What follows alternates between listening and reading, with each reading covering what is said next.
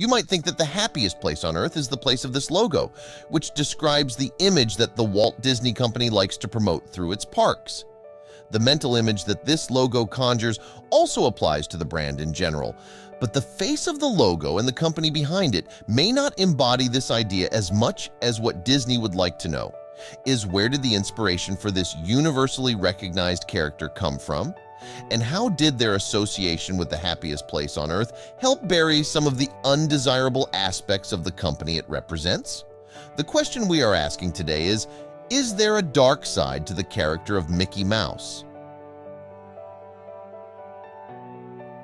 In 1927, he was a star, the first fully animated film series for Disney's father, a character known as Oz and Father the Lucky Rabbit. However, Disney's successes with the rabbit were short-lived, as distributor Charles Muntz took over the rights to the rabbit and Disney dismissed him, leaving him without his successful character. Walt returned to drawing the blank canvas. The idea for his new character came to him on his cross-country train journey. Disney would transform his successful rabbit into a mouse and name him Mortimer.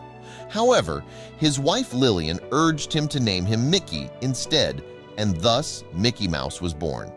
Mickey first appeared in the 1927 silent animated film Plain Cry, which was inspired by Charles Lindbergh's Voyage.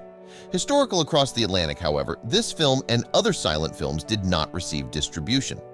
What was the big hit for Mickey was with a film called Steamboat Willie, which used sound. This film was a sensory hit and led to the birth of one of the largest entertainment companies in the world that continues to shine for nearly 100 years. But as we choose from this centennial stage, we can look back and ask what Mickey Mouse's legacy really is and how this iconic character changed the culture in general and even the American legal system. The question we ask is whether the character was a dark history for Mickey Mouse. The original Mickey Mouse person was not as innocent as she was. We see her today where she was seen as a vulgar and obnoxious thing.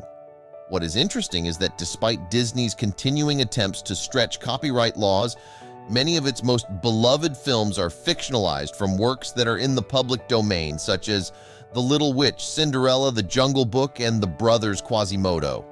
Thanks to these changes in the copyright laws approved by Disney, and because of these extensions in the copyright laws, current generations are prevented from creating their own works inspired by works that were published in the 20th century. A privilege that many before us enjoyed and benefited from, especially Walt Disney itself, thanks to the enormous popularity of Mickey Mouse. It also helped in shielding Disney from valid criticism of its actions over the years.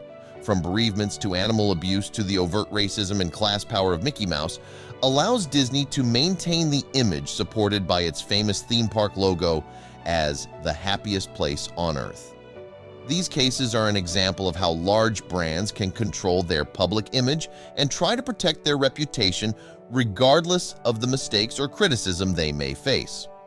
The Disney case shows how cartoon characters like Mickey Mouse can play a role in diverting attention from the serious issues the company faces.